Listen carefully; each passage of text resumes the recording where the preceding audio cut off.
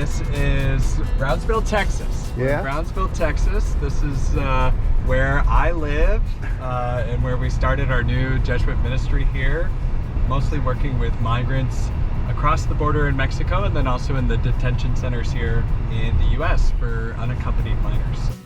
Right now we're going to downtown Brownsville just to see the border wall. This is the border wall, the separation between the U.S. and Mexico, right along the Rio Grande River. This is it. We're heading into our podcast studio here at the former jail. Keep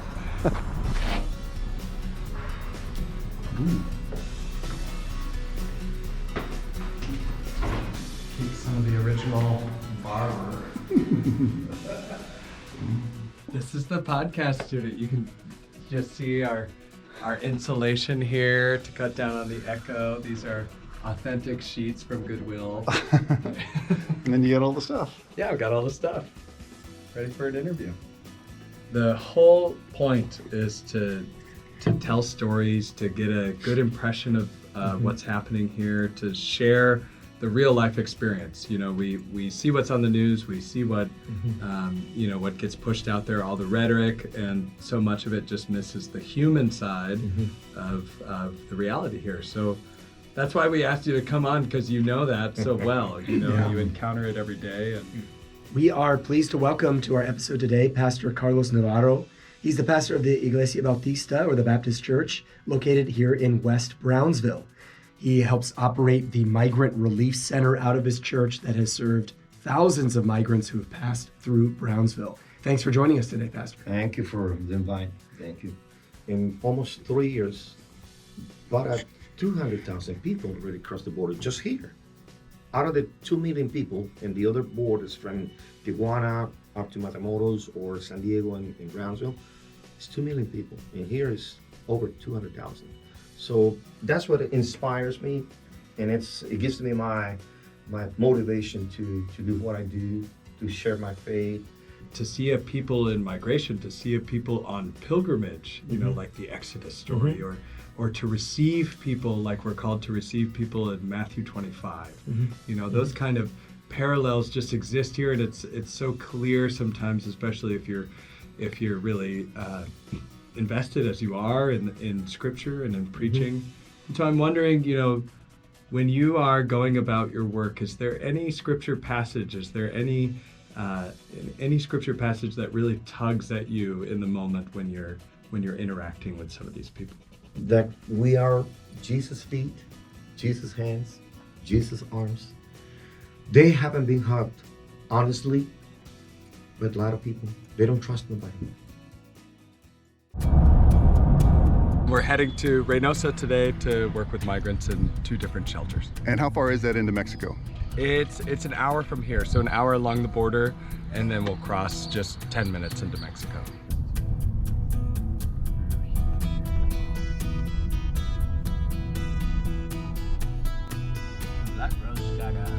Welcome to Mexico.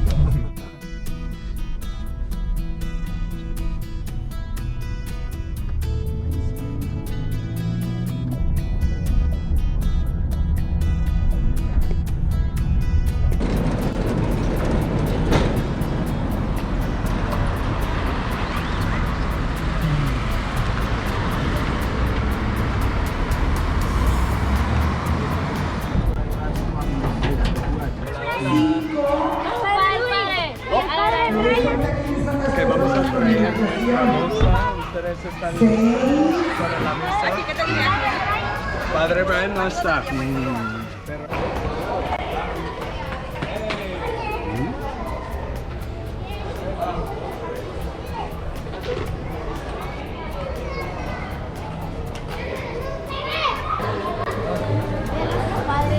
¿Está? ¿Está allá? Hey. Hola, hola. El amor de Dios es maravilloso, el amor de Dios es maravilloso. No, el amor de Dios es maravilloso. Vamos a ponernos de pie para comenzar nuestro. Por Cristo, con Él y en Él, a ti, Dios Padre omnipotente, en la unidad del Espíritu Santo, todo honor y toda gloria, por los siglos de los siglos. Amén.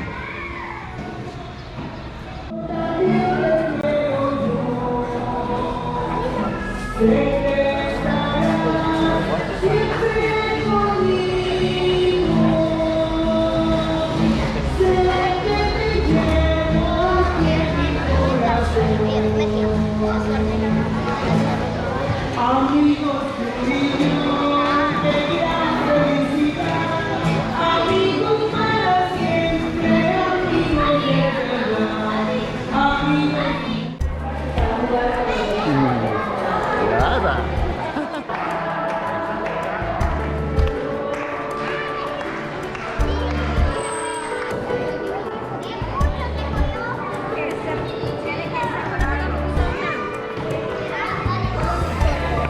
Cuando quieras de esto, solo agarra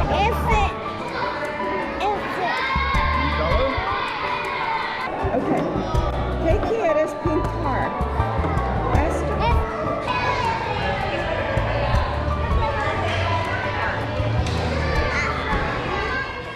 What is this place we're at now? We just passed by the main shelter, Senda de Vida, and we're going along this road to go to Senda 2, which is the second shelter opened up by the same pastor, where there's about 2,000 migrants staying in tents and in small shelters just right here along the Rio Grande River.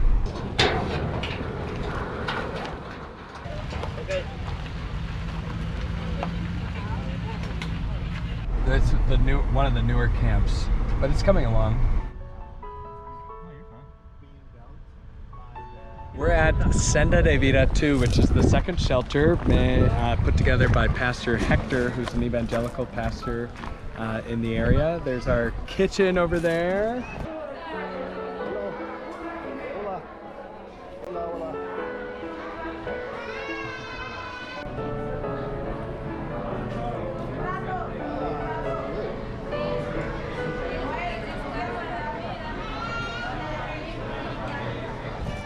Bunch of tents and shelters in this way, and then our playground is coming along here.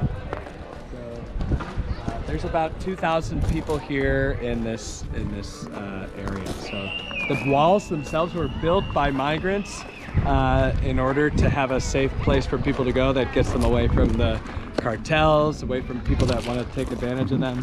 It also makes it a sanctuary so that Mexican migration can't just come in and try to deport everyone. So since it's a church property, they're protected by that. Yeah, it's better to be outside. Sometimes there's 6, 7, 8 people in these small tents.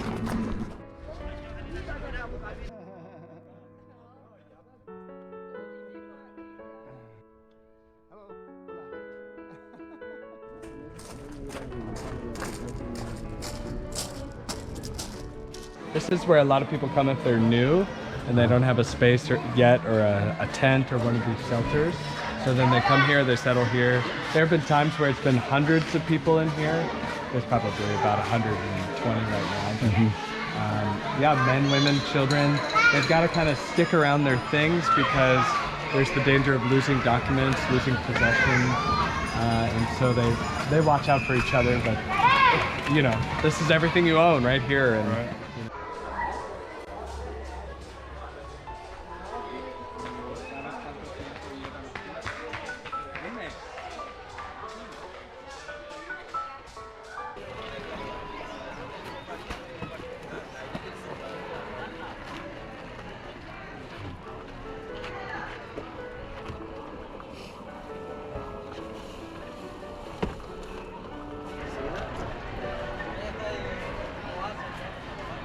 This is the river camp.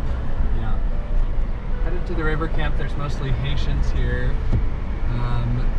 It's very, very primitive conditions that they're living in, very densely packed. Hey, hey.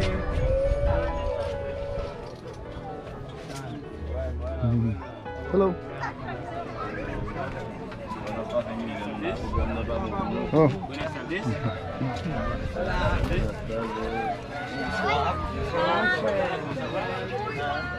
This is the Rio Grande River. You can see trash burning right here. People use the facilities here, but they also wash their clothes. You can see a group over there. Yeah. Washing clothes, washing kids. Right here, that's the other side, the United States. We just came into Matamoros, Mexico, and we're heading to an encampment that has emerged along the Rio Grande River.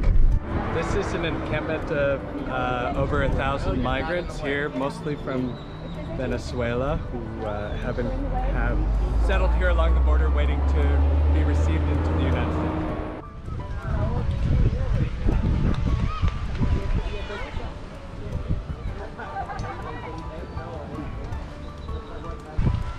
Hola, buenas. ¿Cómo estás? Gusto verte. ¿Cómo estás? Bien. ¿Bien? ¿Cómo te llamas?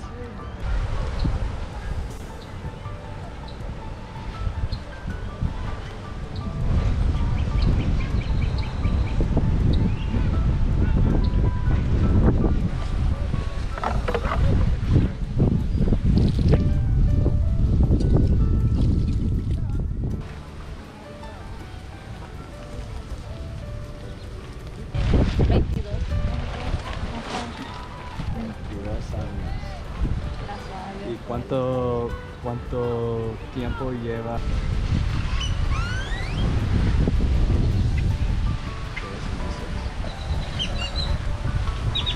De Guerrero. Bien, gracias a Dios que tienen sus leyes. Perdón, y le pedimos a Dios que nos ayude con su gracia para que podamos ser fieles a la alianza de Dios. Señor, ten piedad de nosotros. Oremos. Mira con bondad, Señor, la devota entrega de tu pueblo, ya que con sus